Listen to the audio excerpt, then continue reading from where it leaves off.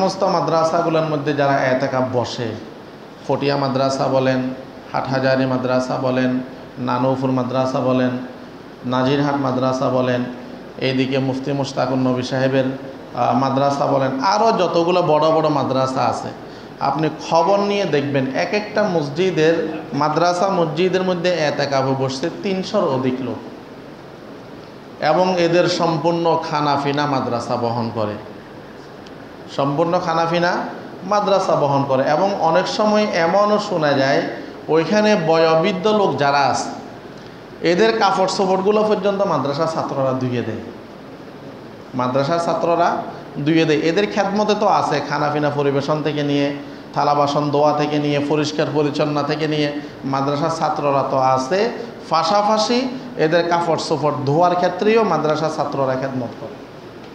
তো 40 দিনের একটা বিশেষতা আছে বিদায় বড় বড় মাদ্রাসাগুলোর মধ্যে 40 দিনের এতেকাফ বসেন।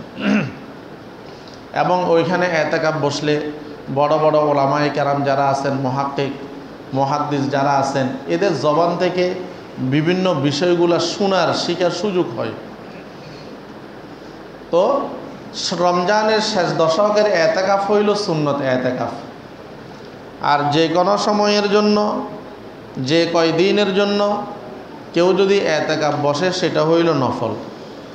আরেকটা এতেকাফ হইল ওয়াজিব এতেকাফ।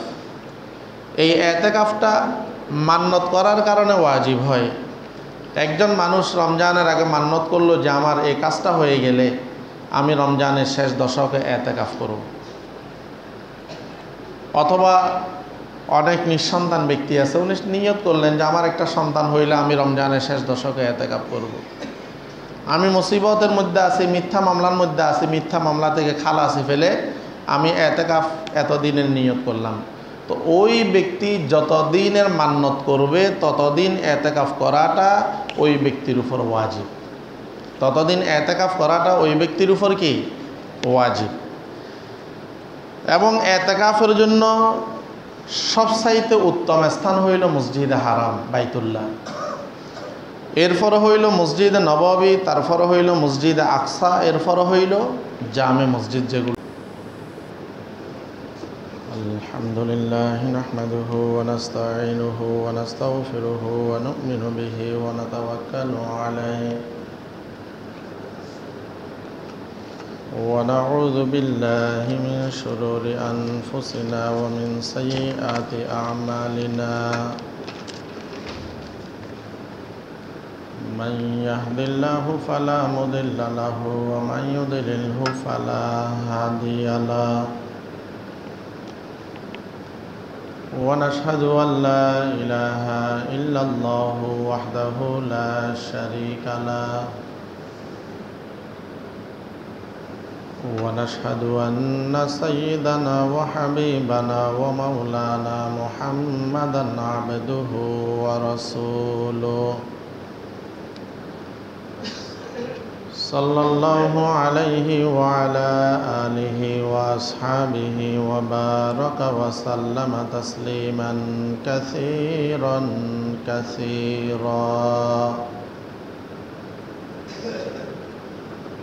أما بعد فقد قال الله تعالى في كلامه المجيد والفرقان الحميد: أعوذ بالله من الشيطان الرجيم. بسم الله الرحمن الرحيم.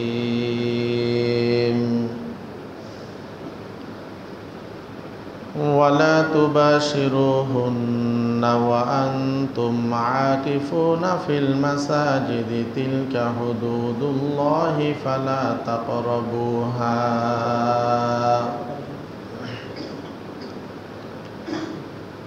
وقال تعالى: ليلة القدر خير من 1000 شهر. قال النبي صلى الله عليه وسلم: في المعتكف هو يعتكف الذنوب ويجزى له من الحسنات كعامل الحسنات كلها. وقال النبي صلى الله عليه وسلم تحروا ليلة القدر في العشر الأواخر من رمضان أو كما قال النبي عليه الصلاة والسلام. محمد الشهيد الشريف اللهم صل على محمد وعلى آل محمد كما صليت على إبراهيم وعلى آل إبراهيم إنك حميد مجيد. اللهم بارك على محمد وعلى آل محمد كما باركت على إبراهيم وعلى آل إبراهيم إنك حميد مجيد. اللهم صل على سيدنا محمد النبي الأمي وعلى آله وسلم تسليما. اللهم صل على سيدنا محمد وأنزله المقعد المقرب عند يوم القيامة. اللهم صل على روح محمد في الأرواح وعلى جسد محمد في الأجساد وعلى قبر محمد في القبور.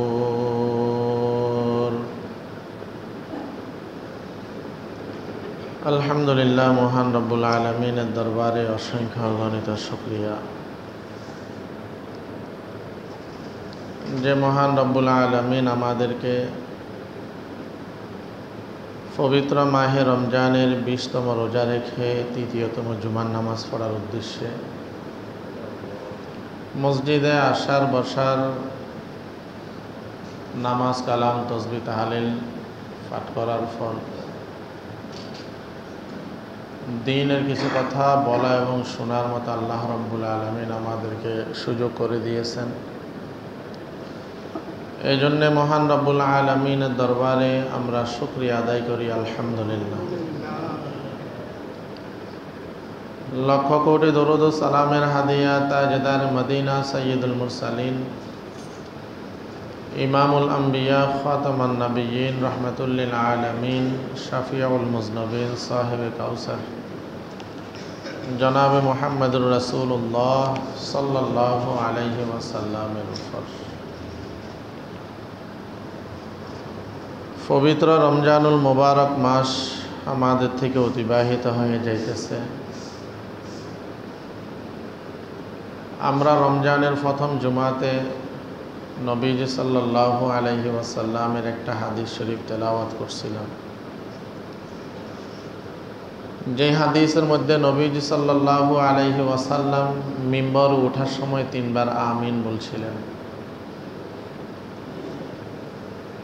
আমিন বলার পিছনে কারণও ছিল জিবরাইল আলাইহিস সালাতু ওয়াস সালাম বদদোয়া করেছেন, নবীজি সাল্লাল্লাহু আলাইহি ওয়াসাল্লাম আমিন বলেছেন।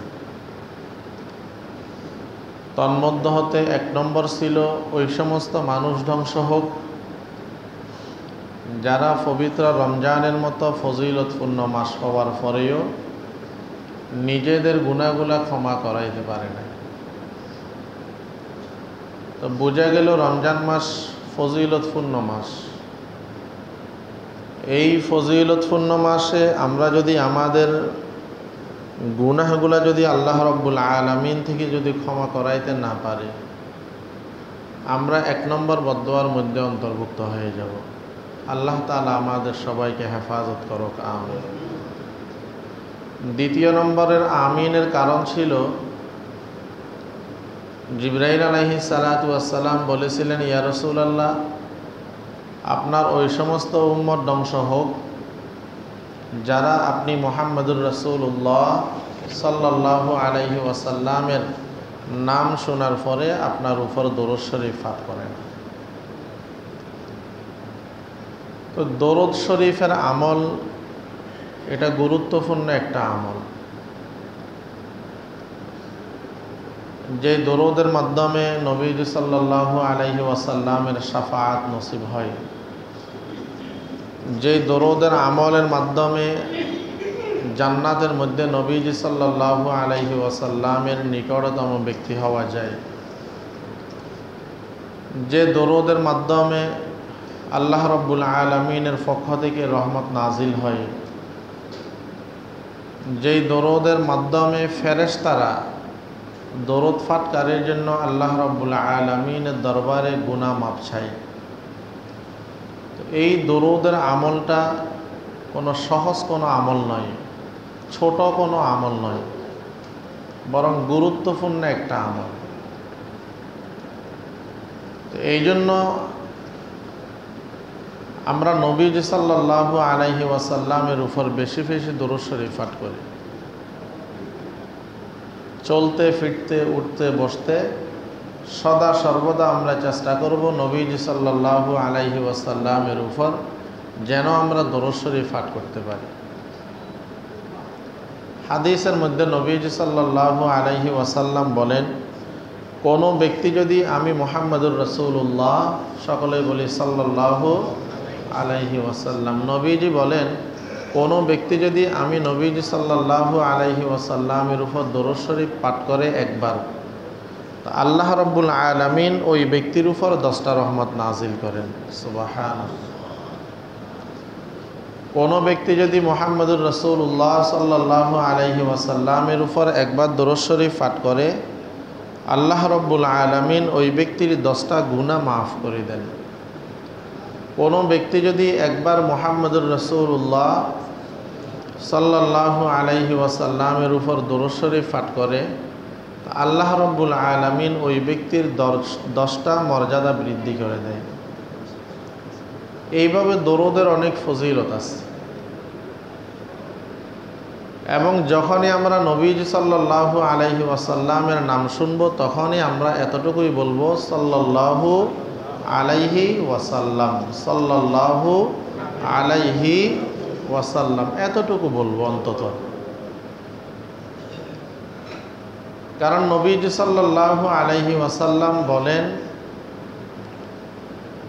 কোনো ব্যক্তির সামনে যদি আমি মুহাম্মদুর রাসূলুল্লাহ সাল্লাল্লাহু আলাইহি ওয়াসাল্লামের নাম মোবারক উচ্চারিত হলো, অথচ ওই ব্যক্তি আমি নবীজি সাল্লাল্লাহু আলাইহি ওয়াসাল্লামের উপর দরুদ শরীফ পাঠ করলো না, ওই ব্যক্তিকে নবীজি সাল্লাল্লাহু আলাইহি ওয়াসাল্লাম বখিল বলেছেন, কৃপণ বলেছেন। ওই ব্যক্তিকে নবীজি সাল্লাল্লাহু আলাইহি ওয়াসাল্লাম জান্নাতের পথহারা বলেছেন। এই জন্য ভাই, নবীজির নাম যখন শুনবো তখনই আমরা নবীজি সাল্লাল্লাহু আলাইহি ওয়াসাল্লামের উপর দরুদ শরীফ পাঠ করব, যখনই নাম শুনবো। আল্লাহ রাব্বুল আলামিন কুরআনুল কারীমের মধ্যে বলেন, ইন্নাল্লাহা ওয়া মালাইকাতাহু ইউসাল্লুনা আলান নবী, ইন্নাল্লাহা ওয়া মালাইকাতাহু ইউসাল্লুনা আলান নবী ইয়া আইয়ুহাল্লাযীনা আমানু সাল্লু আলাইহি ওয়া সাল্লিমু তাসলিমা। এই আয়াতে কারিমার মধ্যে আল্লাহ রাব্বুল আলামিন বলেন, নিশ্চয় আল্লাহ এবং ফেরেশতারা মুহাম্মদুর রাসূলুল্লাহ সাল্লাল্লাহু আলাইহি ওয়াসাল্লামের উপর দরুদ শরীফ পড়ে থাকেন। ঈমানদারদেরকে সম্বোধন করে বলেন, ইয়া আইয়ুহাল্লাযীনা আমানু সাল্লু আলাইহি ওয়া সাল্লিমু তাসলিমা। ঈমানদারদেরকে সম্বোধন করে বলেন, তোমরাও আমার নবী মুহাম্মদুর রাসূলুল্লাহ সাল্লাল্লাহু আলাইহি ওয়াসাল্লামের উপর দরুদ পড়ো এবং উত্তমভাবে সালাম পেশ করো। তা আমাদের দরুদ শরীফ পাঠ আল্লাহ রাব্বুল আলামিন এবং ফেরেশতাদের মতো নয়। এই আয়াতের মধ্যে যে আল্লাহ রাব্বুল আলামিন বলেন যে নিশ্চয় আল্লাহ তাআলা এবং ফেরেশতা মুহাম্মদুর রাসূলুল্লাহ সাল্লাল্লাহু আলাইহি ওয়াসাল্লামের উপর দরুদ পড়েন।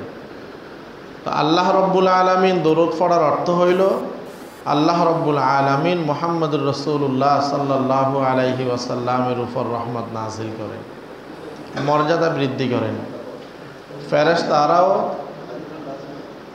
ফেরেশতারাও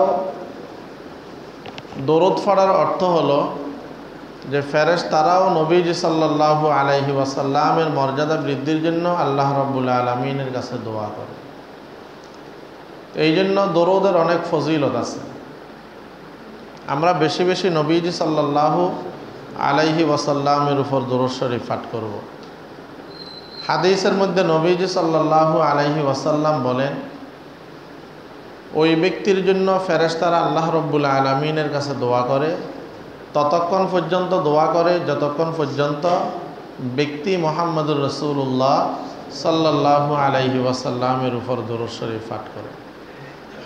তো যে যত বেশি দরুদ শরীফ পাঠ করে সে তত বেশি মুহাম্মদুর রাসূলুল্লাহ সাল্লাল্লাহু আলাইহি ওয়াসাল্লামের উপর দরুদ শরীফ পাঠের কারণে ফেরেশতারা ওই ব্যক্তির জন্য তত বেশি আল্লাহ রাব্বুল আলামিনের দরবারে দোয়া করবে। এবং ছোট ছোট অনেকগুলো দরুদ আছে, যেই দরুদগুলোর অনেক ফজিলতও আছে। যে আমি যে খুতবার শুরুতে একটা দরুদ শরীফ পাঠ করছি, একটা দরুদ শরীফ পাঠ করছি, তো সেই দরুদের আমলটা যদি কোনো ব্যক্তি আসরের নামাজের পরে করে 80 বার, নবীজি সাল্লাল্লাহু আলাইহি ওয়াসাল্লাম বলেন, চালান না, বন্ধ করে দেন, খুলে দেন। নবীজি সাল্লাল্লাহু আলাইহি ওয়াসাল্লাম বলেন, ওই ব্যক্তির 80 বছরের সগীরা গুনাহ আল্লাহ রাব্বুল আলামিন মাফ করে দিবেন। কোনো ব্যক্তি যদি নবীজি সাল্লাল্লাহু আলাইহি ওয়াসাল্লামের উপর এই দরুদ শরীফটা 80 বার পাঠ করে, ওই ব্যক্তির আমল নামার মধ্যে 80 বছরের নফল ইবাদতের সওয়াব লিপিবদ্ধ করে দিবেন। দরুদ শরীফ কি? আল্লাহুম্মা সাল্লি আলা সাইয়্যিদিনা মুহাম্মাদিন নাবিয়্যিল উম্মি ওয়া আলা আলিহি ওয়া সাল্লিম তাসলিমা। আল্লাহুম্মা সাল্লি আলা সাইয়্যিদিনা মুহাম্মাদিন নাবিয়্যিল উম্মি ওয়া আলা আলিহি ওয়া সাল্লিম তাসলিমা। আল্লাহুম্মা সাল্লি আলা সাইয়্যিদিনা মুহাম্মাদিন নাবিয়্যিল উম্মি ওয়া আলা আলিহি ওয়া সাল্লিম তাসলিমা। এই দরুদের আমলটা যদি জুমার দিন আসরের পরে করা হয়, 80 বছরের সগীরা গুনাহ মাফ, 80 বছরের নফল ইবাদতের সওয়াব তার আমল নামার মধ্যে লিপিবদ্ধ করা হবে। আল্লাহ তাআলা আমাদের আমল করার তৌফিক দান।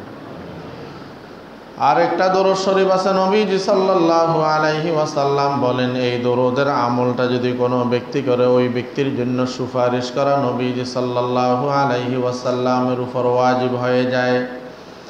ওই দরুদ শরীফটা হলো, আল্লাহুম্মা সাল্লি আলা মুহাম্মাদ ওয়া আনজিলহুল মাকআদাল মুকাররাব ইনদা ইয়াউমাল কিয়ামা।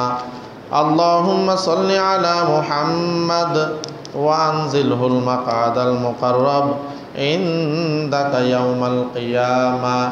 নবীজি সাল্লাল্লাহু আলাইহি ওয়াসাল্লাম বলেন, এই দরুদের আমলটা যদি কোনো ব্যক্তি করে, ওই ব্যক্তির জন্য কিয়ামতের দিন সুপারিশ করা মুহাম্মদুর রাসূলুল্লাহ সাল্লাল্লাহু আলাইহি ওয়াসাল্লামের উপর ওয়াজিব হয়ে যায়।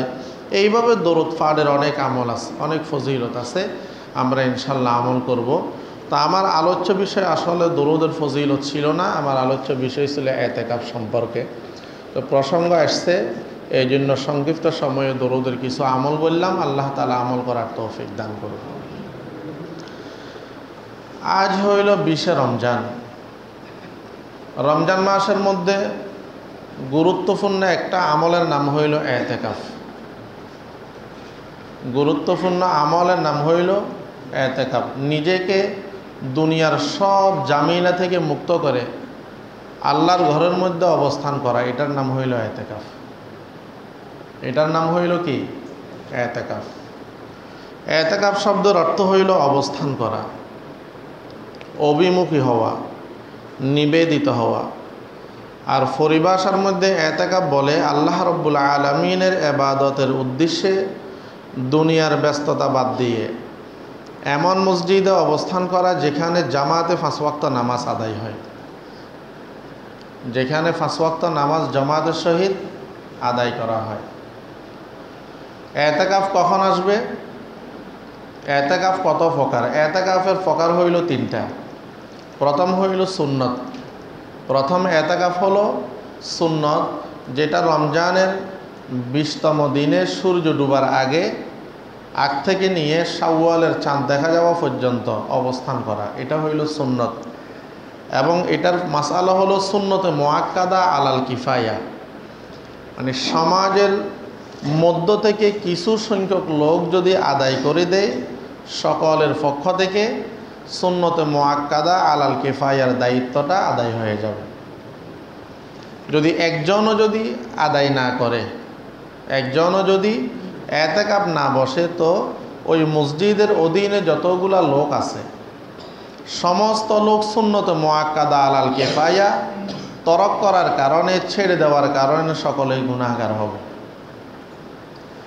দ্বিতীয় প্রকারের এতেকাফ হলো নফল এতেকাফ। নফল এতেকাফ যে কোনো সময় করা যায়।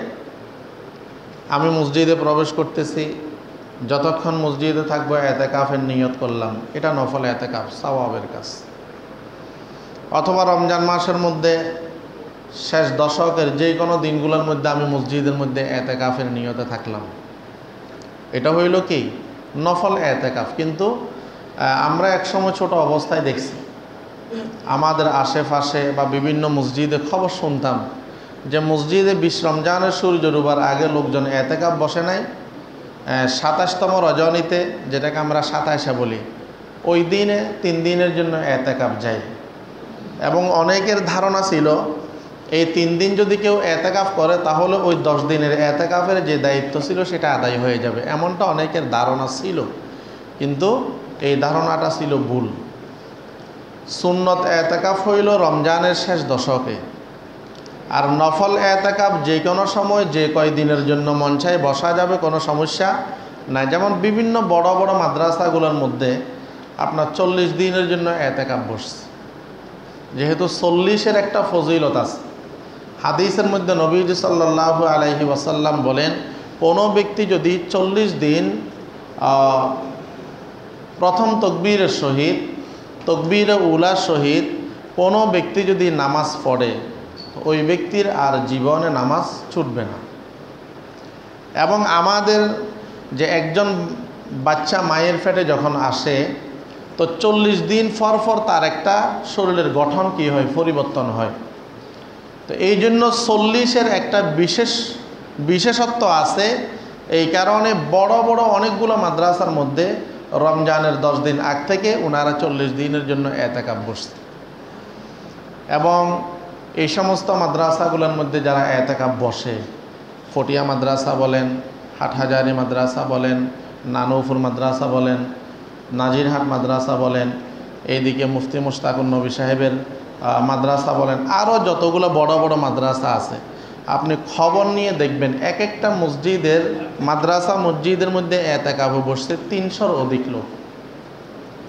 এবং এদের সম্পূর্ণ খানাফিনা মাদ্রাসা বহন করে, সম্পূর্ণ খানাফিনা মাদ্রাসা বহন করে। এবং অনেক সময় এমনও শোনা যায় ওইখানে বয়োবৃদ্ধ লোক যারা আছে এদের কাপড় চোপড়গুলো পর্যন্ত মাদ্রাসার ছাত্ররা ধুয়ে দেয়। মাদ্রাসার ছাত্ররা ধুয়ে দেয়। এদের খেদমতে তো আছে খানাপিনা পরিবেশন থেকে নিয়ে, থালা বাসন ধোয়া থেকে নিয়ে, পরিষ্কার পরিচ্ছন্ন থেকে নিয়ে মাদ্রাসার ছাত্ররা তো আছে, পাশাপাশি এদের কাপড় চোপড় ধোয়ার ক্ষেত্রেও মাদ্রাসার ছাত্ররা খেদমত করে। তো 40 দিনের একটা বিশেষতা আছে বিদায় বড় বড় মাদ্রাসাগুলোর মধ্যে 40 দিনের এতেকাফ বসেন। এবং ওইখানে এতেকাফ বসলে বড় বড় ওলামায়ে কেরাম যারা আছেন, মুহাক্কিক মুহাদ্দিস যারা আছেন, এদের জবান থেকে বিভিন্ন বিষয়গুলো শোনার শিখার সুযোগ হয়। তো রমজানের শেষ দশকের এতেকাফ হইল সুন্নত এতেকাফ। আর যে কোনো সময়ের জন্য, যে কয়দিনের জন্য কেউ যদি এতেকাফ বসে সেটা হইল নফল। আরেকটা এতেকাফ হইল ওয়াজিব এতেকাফ। এই এতেকাফটা মান্নত করার কারণে ওয়াজিব হয়। একজন মানুষ রমজানের আগে মান্নত করলো যে আমার এই কাজটা হয়ে গেলে আমি রমজানের শেষ দশকে এতেকাফ করব। অথবা অনেক নিঃসন্তান ব্যক্তি আছে, উনি নিয়ত করলেন যে আমার একটা সন্তান হইলে আমি রমজানের শেষ দশকে এতেকাফ করব। আমি মুসিবতের মধ্যে আছি, মিথ্যা মামলার মধ্যে আছি, মিথ্যা মামলা থেকে খালাসি ফেলে আমি এতেকাফ এতদিনের নিয়ত করলাম। তো ওই ব্যক্তি যতদিনের মান্নত করবে ততদিন এতেকাফ করাটা ওই ব্যক্তির উপর ওয়াজিব। ততদিন এতেকাফ করাটা ওই ব্যক্তির উপর কি ওয়াজিব। এবং এতেকাফের জন্য সবচাইতে উত্তম স্থান হইল মসজিদে হারাম বাইতুল্লাহ, এরপরে হইল মসজিদে নববী, তারপরে হইল মসজিদে আকসা, এরপরে হইল জামে মসজিদ যেগুলো আছে। আমার আপনার নবী মুহাম্মদুর রাসূলুল্লাহ সাল্লাল্লাহু আলাইহি ওয়াসাল্লাম এতেকাফ বসতেন। নবীজি সাল্লাল্লাহু আলাইহি ওয়াসাল্লামের জীবদ্দশায় কখনো এতেকাফ ছুটে নেয়, শুধুমাত্র একবার, তাও জিহাদে থাকার কারণে 1 বছর রমজানে এতেকাফ বসতে পারেন না। কিন্তু ওই বছর বসতে না পারলেও এর পরের বছর নবীজি সাল্লাল্লাহু আলাইহি ওয়াসাল্লাম রমজানে 20 দিন এতেকাফ ছিলেন। মানে এতেকাফ এটা এমন একটা কাজ যেটা নবী মুহাম্মদুর রাসূলুল্লাহ সাল্লাল্লাহু আলাইহি ওয়াসাল্লাম সব সময় করতেন, যেটা নবীজি সাল্লাল্লাহু আলাইহি ওয়াসাল্লামের সাথী যারা ছিল সাহাবায়ে কেরাম ওনারাও করতেন। তো যেই কাজটা নবীজি সাল্লাল্লাহু আলাইহি ওয়াসাল্লাম করতেন, যেই কাজটা সাহাবায়ে কেরাম রিদওয়ানুল্লাহি আলাইহিম আজমাইন করতেন, যেই কাজটা আমাদের আকাবের যারা ছিলেন, আর সাহাবীর পরে তাবি যারা ছিলেন, তবে তাবিঈন যারা ছিলেন, ওলামায়ে মুতাকাদ্দিমিন যারা ছিলেন, এক কথায় যুগে যুগে এই এতেকাফের ধারাবাহিকতা চলমান আছে। তো এমন কাজটা কখনো ছোট ফজিলত হইতে পারে না। যেমন কোরআনুল কারীমের মধ্যে একটা আয়াত আছে সূরা বাকারার সম্ভবত 110 অথবা এদিক সেদিক হবে। তো ওই আয়াতের মধ্যে আল্লাহ রাব্বুল আলামিন বলেন, ওয়াহিদনা ইলা ইব্রাহিমা ওয়া ইসমাঈলা আন তাহিরা বাইতি লিত-তাইফিনা ওয়াল আকিফিনা ওয়ার রুকাইস সুজুদ। ইব্রাহিম আলাইহিস সালাম এবং ইসমাঈল আলাইহিস সালাতু ওয়াস সালামকে আল্লাহ রাব্বুল আলামিন বলেন, আমার ঘরকে আপনারা কি করেন, পবিত্র করুন। কাদের জন্য? লিত-তাইফিন, যারা তাওয়াফ করে এদের জন্য আমার ঘরকে পবিত্র করেন। ওয়াল আকিফিন, যারা এতেকাফ বসবে এদের জন্য আমার ঘরকে পবিত্র করেন। ওয়ার রুকাইস সুজুদ, যারা রুকু করে, যারা সেজদা করে এদের জন্য আমার ঘরকে কি করেন, পবিত্র করেন। তো বোঝা গেল এতেকাফ এটা হযরত ইব্রাহিম ইসমাঈল আলাইহিমুস সালাম থেকেও যোগেও ছিল। এটা ফজিলতপূর্ণ একটা কাজ। আমরা অনেক সময় আমাদের ব্যস্ততার কারণে আমরা বসতে চাই না, অনেকে সুযোগ থাকলেও বসতে পারে না। তো এই ফজিলতপূর্ণ কাজগুলোর জন্য আমাদের সকলের নিয়ত করা দরকার। আমাদের সকলের মধ্যে নিয়ত থাকা দরকার, চেষ্টাও থাকা দরকার। বাকি বসতে না পারলে নিয়ত করার কারণে, চেষ্টা করার কারণে আল্লাহ রাব্বুল আলামিন অবশ্যই সওয়াব দিবেন। এবং যারা এতেকাফ বসবে এদের জন্যও দোয়া করা দরকার, এদের কাছেও দোয়া চাওয়া দরকার, কারণ ফজিলতপূর্ণ একটা কাজ। এবং যেই ব্যক্তি এতেকাফ বসবে ওই ব্যক্তি 100-র মধ্যে 100 লাইলাতুল কদরের ফজিলত অবশ্যই পাবে, এর মধ্যে কোনো সন্দেহ নাই। কারণ হাদিসের মধ্যে নবীজি সাল্লাল্লাহু আলাইহি ওয়াসাল্লাম লাইলাতুল কদরের তালাশের জন্য প্রথম দশকে এতেকাফ করেছেন, মধ্য দশকে এতেকাফ করেছেন, শেষ দশকে এতেকাফ করেছেন। এরপরে নবীজি সাল্লাল্লাহু আলাইহি ওয়াসাল্লাম বলেছিলেন যে তোমরা যারা লাইলাতুল কদর তালাশ করো তোমরা শেষ দশকে এতেকাফ করো, কেননা শেষ দশকের মধ্যে এই লাইলাতুল কদরের রজনীটা আছে। আল্লাহ রব্বুল আলামিন আমাকে জানাইছেন, আবার আল্লাহ রব্বুল আলামিন আমাকে বুলাই দিয়েছেন। এই জন্য হাদিসের মধ্যে নবীজি সাল্লাল্লাহু আলাইহি ওয়াসাল্লাম বলেন, ক্বালান নাবিয়্যু সাল্লাল্লাহু আলাইহি ওয়াসাল্লাম তাহাররাউ লাইলাতাল কদরি ফিল আশরিল আওয়াখির মির রমাদান। নবীজি সাল্লাল্লাহু আলাইহি ওয়াসাল্লাম বলেন, রমজানের শেষ দশকে তোমরা কি করো? লাইলাতুল কদর তালাশ করো। রমজানের শেষ দশকে তোমরা কি করো? লাইলাতুল কদর তালাশ করো। তো যারা এতেকাফ থাকবে এদের থেকে লাইলাতুল কদর ছুটার সম্ভাবনা 1%ও নাই, পাওয়ার সম্ভাবনা 100-র মধ্যে 100। এবং এতেকাফের অনেক ফজিলত নবীজি সাল্লাল্লাহু আলাইহি ওয়াসাল্লাম বর্ণনা করেছেন। হাদিসের মধ্যে নবীজি সাল্লাল্লাহু আলাইহি ওয়াসাল্লাম বলেন, ফিল মুতাকিফি হুয়া ইয়াতাকিফিয যুনুবা ওয়া ইউজা লাহু মিনাল হাসানাতি কাআমিলিল হাসানাতি কুল্লিহা। আমার আপনার নবী মুহাম্মদুর রাসূলুল্লাহ সাল্লাল্লাহু আলাইহি ওয়াসাল্লাম বলেন, যেই ব্যক্তি এতেকাফ থাকবে ওই ব্যক্তি গুনাহ থেকে মুক্ত থাকবে। যেই ব্যক্তি এতেকাফ থাকবে ওই ব্যক্তি গুনাহ থেকে মুক্ত থাকবে। এবং যেই ব্যক্তি এতেকাফ থাকবে, এতেকাফের বাহিরে যারা থাকবে এরা যত ধরনের নেক আমল করবে নেকি পাবে। এরা এতেকাফে বসে থাকার কারণে আমরা যত ধরনের নেক আমল করব আমাদের মতো তাদের আমল নামার মধ্যে নেকি লিপিবদ্ধ করা হবে। সুবহানাল্লাহ। যেমন একজন মানুষ এতেকাফ বসলে উনি জানাজায় শরীক হইতে পারলো না, আমরা জানাজায় শরীক হলাম, তা আমরা জানাজায় পড়ে যে সওয়াবের মালিক হব এরা এতেকাফ বসার কারণে অটোভাবে এদের আমল নামার মধ্যে জানাজায় শরীকের সওয়াবটা লিপিবদ্ধ করে দিবেন। একজন মানুষ অসুস্থ হইলে ওই ব্যক্তিকে দেখতে যাওয়া, এটা রাসূলের আদর্শ, ফজিলতপূর্ণ একটা কাজ। হাদিসের মধ্যে আছে, কোনো ব্যক্তি যদি সকালে অসুস্থ ব্যক্তিকে দেখতে যায় তো 70,000 ফেরেশতা ওই ব্যক্তির জন্য সন্ধ্যা পর্যন্ত দোয়া করেন। তো যারা এতেকাফ বসবে এরা অসুস্থ ব্যক্তিকে দেখতে গেলে যে ফজিলত, এরা এতেকাফে বসে ওই অসুস্থ ব্যক্তিকে দেখতে যাওয়ার ফজিলত তাদের আমল নামার মধ্যে আল্লাহ রব্বুল আলামিন অটোভাবে লিপিবদ্ধ করে দিবেন। এইভাবে কামিলিল হাসানাতি কুল্লিহা, আমরা এতেকাফের বাহিরে যত ধরনের নেক আমল করব তত নেক আমলের একটা সওয়াবের অংশ, মানে তত নেক আমল আমাদের সম পরিমাণ যারা এতেকাফ বসবেন এদের আমল নামার মধ্যে আল্লাহ রব্বুল আলামিন এতেকাফের কারণে তাদের আমল নামার মধ্যে লিপিবদ্ধ করে দিন। নবীজি সাল্লাল্লাহু আলাইহি ওয়াসাল্লাম এতেকাফের আরও অনেক ফজিলত বলেছেন। কিতাবের মধ্যে আসছে, যেই ব্যক্তি রমজানের শেষ দশকে এতেকাফ বসবে, 2টা কবুল হওয়া হজ এবং 2টা কবুল হওয়া উমরা সমতুল্য সওয়াব আল্লাহ রব্বুল আলামিন এদেরকে দান করবে। এই জন্য ভাই, সম্ভব হইলে আমরা 10টা দিনের জন্য নিজেকে কোরবানি দিই, 10টা দিনের জন্য নিজেকে কোরবানি দিই। এটা ফজিলতপূর্ণ একটা কাজ।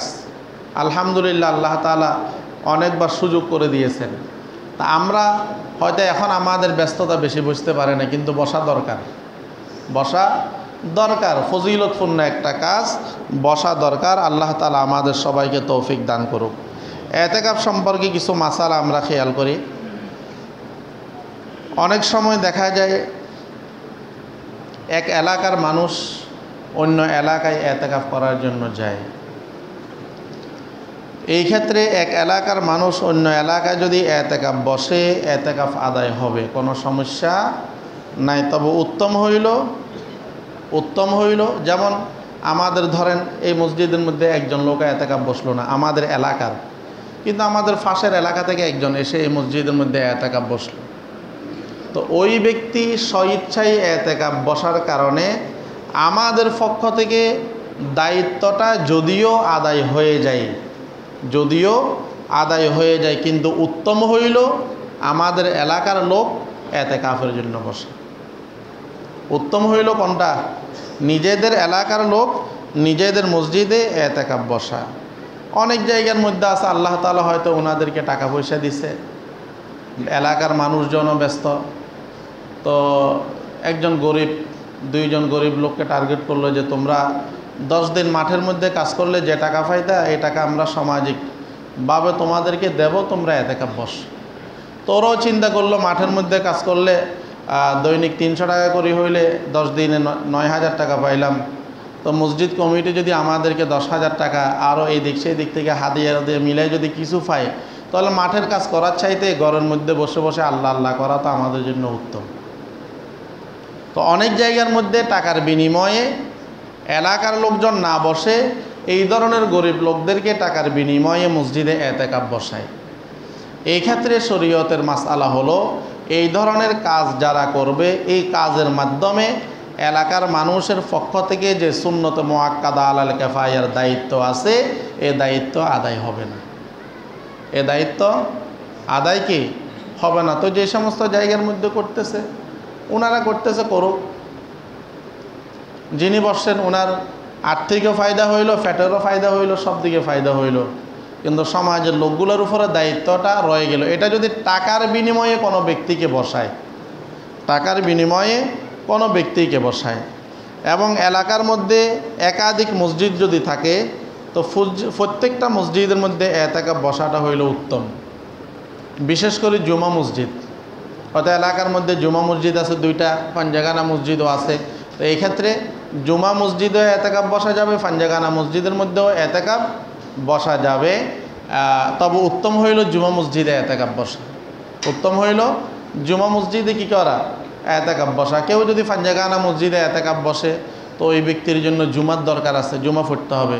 তো মধ্যখানে যদি জুমা থাকে উনি পাঞ্জাগানা মসজিদ থেকে এতটুকু সময় নিয়ে জুমা পড়ার জন্য আসবে, আগে 4 রাকাত পরে 4 বা 6 রাকাত এবং ইমামের পিছনে নামাজ পড়ার যেই সময়টা আছে এই নির্ধারিত সময়টা নিয়ে উনি জুমা মসজিদে আসবেন, 4 রাকাত সুন্নত পড়বেন, ইমামের পিছনে নামাজ পড়বেন, নামাজের পরে 4 রাকাত অথবা 6 রাকাত সুন্নত পড়ে আবার উনি ওনার অবস্থানের মধ্যে চলে যাইতে হবে। মধ্যখানে আসছি যখন একটু লোকজনের সাথে কথা বলি, কি অবস্থায় আছে, কোন অবস্থায় আছে, রাজনৈতিক পরিস্থিতি কি, এই বিষয়গুলা যদি আলোচনা করে তাহলে ওনার এতেকাফ কি হয়ে যাবে? ভেঙে যাবে।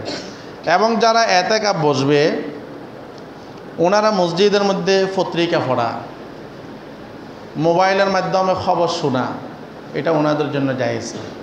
কারণ পত্রিকার মধ্যে বিভিন্ন বেগানা মহিলাদের ছবি থাকে, আর মসজিদ এটা হলো পৃথিবীর মধ্যে সর্বশ্রেষ্ঠ জায়গা। হাদিসের মধ্যে বলেন আহাব্বুল বিলাদি ইলাল্লাহি মাসাজিদুহা ওয়া আবগাদুল বিলাদি ইলাল্লাহি আসওয়াকুহা। পৃথিবীর মধ্যে সবচাইতে উত্তম জায়গা হইল মসজিদ, এবং মসজিদের আদবও আছে, মসজিদের কিও আছে, আদবও আছে। এই জন্য মাসালার কিতাবের মধ্যে আছে পাগল একটা লোক ওই ব্যক্তিকে মসজিদ থেকে দূরে রাখে, কারণ ওই ব্যক্তি মসজিদের আদব সম্পর্কে জানে না, ফাঁক নাফাক সম্পর্কে জানে না। এমন বাচ্চা যে মসজিদ কি ঘর কি এটা জানে না, মসজিদের পবিত্রতা কি সেটা জানে না। মসজিদের মধ্যে আপনি নিয়ে আসলেন, আদর করে প্রস্রাব করে দিল, তো মসজিদের পবিত্রতা নষ্ট হইল। তো এই ধরনের ব্যক্তিদেরকে মসজিদ থেকে দূরে রাখার জন্য বলেছেন। তো এতেকাফে যারা আসবেন ওনারা মসজিদের মধ্যে পত্রিকাও পড়া ওনাদের জন্য জায়েজ হবে না, এবং খবর শোনা যেটা আছে এটাও জায়েজ নাই। কারণ এখানের মধ্যেও অনেক সময় আমাদের বিভিন্ন অনলাইন বলেন বা টিভি চ্যানেল যেগুলো আছে এদের অধিকাংশ খবর যারা উপস্থাপন করে এগুলো তো নারী, তো নারীদের কণ্ঠও কি সতরের অন্তর্ভুক্ত, নারীদের কণ্ঠও সতরের অন্তর্ভুক্ত। এই জন্য এগুলো মসজিদের মধ্যে জায়েজ হবে না। মসজিদের মধ্যে যারা এতেকাফ করবেন ওনারা চাইলে ওনাদের প্রয়োজনে ওনারা মোবাইলের মধ্যে কথা বলতে পারবেন, চাইলে ওনারা মোবাইলের মধ্যে দরকারি কথা বলতে পারবেন। তার মানে এই নয় আমি ঘর থেকে চলে আসলাম, এখন আমি এখানের মধ্যে বসে বসে আমার স্ত্রীর সাথে রঙ্গরসের কথা বললাম, বিভিন্ন জনের সাথে কথা, এমনটা যেন না হয়। প্রয়োজনের বাহিরে মসজিদের মধ্যে যেন মোবাইলে কথা না হয়, এটাও মসজিদের আদবের প্রতিরক্ষা করা। এবং যারা মসজিদের মধ্যে এতেকাফ থাকবে ওনাদের নির্ধারিত একটা সীমানা আছে। যেমন আমি যে জায়গার মধ্যে দাঁড়াইছি এটাকে বলা হয় মেহরাব। মেহরাব এটা মসজিদের বাহিরের অংশ। মেহরাব এটা মসজিদের কি বাহিরের অংশ। তো একজন মানুষ এতেকাফ বসছে, উনি যদি এইখানে এসে যদি দাঁড়ায় থাকে ওনার এতেকাফ ভেঙে যাবে। উনি এতেকাফ বসছেন, যেমন আমাদের এখানে দুইটা বারান্দা আছে। এখন বাহিরের বারান্দার ক্ষেত্রে মাসআলা হইল, এই বাহিরের বারান্দাটা যদি মসজিদের অধীন হয় তাহলে উনি বাহিরের বারান্দায়ও যাইতে পারবেন, এতেকাফ ভাঙবে না। আর যদি মসজিদ নির্মাণ যারা করেছেন, মসজিদ পরিচালনা কমিটি যারা আছে, ওনারা যদি মনে করেন যে এই বারান্দাটাকে আমরা বানানোর উদ্দেশ্য হইল মসজিদ যখন তালা থাকবে, বাহির থেকে লোকজন যখন আসবে এরা বারান্দার মধ্যে নামাজ পড়বে, এই জন্য বারান্দাটা আমরা বাড়াইলাম, তাহলে ওটা মসজিদের অন্তর্ভুক্ত নয়, মসজিদের হুকুমের বাহিরে। তো মসজিদের হুকুমের বাহিরে হলে উনি ওইখানে প্রয়োজন ছাড়া ওইখানে গিয়ে যদি দাঁড়ায় থাকে, রাস্তা দিয়ে কে আসতেছে কে যাইতেছে, আমার পরিবারের কাউকে দেখা যায় কিনা, এইরকম চিন্তা করে যদি বারান্দার মধ্যে গিয়ে দাঁড়ায় থাকে, বসে থাকে, শুয়ে থাকে, ওনার এতেকাফ নষ্ট হয়ে যাবে, ওনার এতেকাফ নষ্ট হয়ে যাবে। এবং অজু করার জন্য উনি মসজিদ থেকে বের হইতে পারবেন, ফরজ অজু উনি নামাজ পড়বেন অথবা তসবিহ তাহলিল পাঠ করবেন, নফল অজু উনি অজু করার জন্য মসজিদ থেকে বাহিরে যাইতে পারবেন। তো বাহিরে আসা যাওয়ার ক্ষেত্রে উনি ওইখানে ওনার যতটুকু প্রয়োজন ততটুকু ওইখানে অবস্থান করতে পারবেন। এমনিতে আমরা অনেক সময় দেখি না, মসজিদে আসলে অজুখানার মধ্যে দাঁড়ায় দাঁড়ায় কথা বলি, বাথরুমের মধ্যে গেলে দাঁড়ায় দাঁড়ায় কথা বলি, এই ধরনের কাজগুলো করা যাবে না। এবং যারা এতেকাফ বসবে, আমরা যারা এতেকাফ বসবো না, হঠাৎ যদি ওনাদের কোনো প্রয়োজন ওনারা বাহিরে যায়, হাজতে গেল, ফসা পায়খানায় গেল, ওইখানে যদি ভিড় থাকে তা আমরা চেষ্টা করব ওনাদেরকে আমরা আগে দিয়ে দেওয়ার জন্য।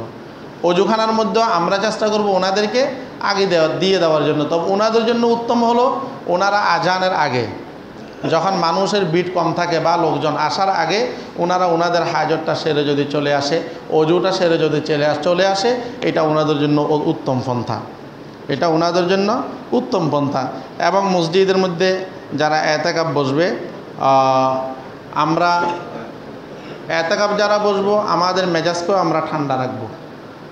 কারণ মসজিদে অনেক ধরনের ইবাদতকারীরা আসেন, বাচ্চারাও আসে, অনেকে কোরআন তেলাওয়াত করার জন্য আসে, নফল নামাজ পড়ার জন্য আসে। তো যারা এতেকাফ বসবো, আমরা যারা ইবাদত করার জন্য আসবো, আমরা চেষ্টা করব ওনাদের ঘুমের যে সময়টা আছে, আমাদের আওয়াজে আমাদের দৌড়াদৌড়িতে যেন ওনাদের ঘুমের অসুবিধা না হয়, এটা আমরা অবশ্যই খেয়াল করব। আর ওনাদেরকেও খেয়াল করতে হবে যারা ইবাদত বন্দেগী করবে, প্রয়োজন ওনারা যেহেতু গ্লাসের বাহিরে থাকবে, আমরা যারা ভিতরে ইবাদত বন্দেগী করব বা করার চেষ্টা করবে, গ্লাসগুলো বন্ধ করে দিলে ভিতরে ইবাদত বন্দেগী করলে আশা করি ওনাদের অসুবিধা হবে না। আর ওনারা যেহেতু উত্তর পাশে থাকে, তা আমরা প্রয়োজনে দক্ষিণ পাশে এসে লাইট জ্বালায় ইবাদত করব, উত্তর পাশে লাইটের দ্বারাই হয়তো ওনাদের ক্ষতি হইতে পারে ঘুমের। তা আমরা মোটামুটি কথা হলো যারা এতেকাফ আসবো, যারা আসবো না, একে অপরের মুখোমুখি না হয়ে আমরা একজন আরেকজনের সুযোগ সুবিধার প্রতি যথেষ্ট খেয়াল রাখবো। আল্লাহ তাআলা আমাদের সবাইকে কবুল করুক। আল্লাহ তাআলা যারা এতেকাফ আসবেন, বিশেষ করে আমাদের দুইজনের কথা শুনছি, আমাদের শ্রদ্ধেয় বড় ভাই আবুল কাশেম ভাই, আর একজন আমাদের এই শফি ভাই, আমাদের এলবিয়নের জসিমউদ্দিন জাফর ভাইয়ের ভাই শফি ভাই, উনি আসবেন। আর কে আসবে নাকি? আলহামদুলিল্লাহ আমাদের আরও একজন ভাই আলতাফ হোসেন বাবলু ভাই, উনিও আসবেন। তো যারা আসবেন আল্লাহ তাআলা সবাইকে কবুল করুক, শরীর স্বাস্থ্য ঠিক রাখুক, সকল প্রকার রোগ শোক থেকে যেন আল্লাহ রাব্বুল আলামিন ওনাদেরকে নিরাপদে রাখে। এবং আমরা রমজানের যেহেতু আজকে হইল 20 রমজান শেষ, তার মানে 21তম রজনী আজকে থেকে শুরু। তা আমরা এই 21তম রজনী থেকে আমরা লাইলাতুল কদর তালাশ করব। অন্তত শুরুতে না পারলেও আমরা তো অনেক সময় গভীরে ঘুমাই, ঘুমানোর আগে আমরা কিছু নফল নামাজ পড়লাম অথবা সাহরি খাওয়ার জন্য যখন উঠলাম তখন লাইলাতুল কদরের ফজিলত মনে করে বেজুর রাত্রি যেগুলো আছে, অন্তত আমরা এই বেজুর রাত্রিগুলোর মধ্যে আমরা ইবাদত বন্দেগী করার জন্য চেষ্টা করব। আল্লাহ তাআলা আমাদের সবাইকে তৌফিক দান করুক, আমিন। আমরা যারা কবলা জুমা পড়ি না, সারিয়াত কবলা জুমা পড়ি।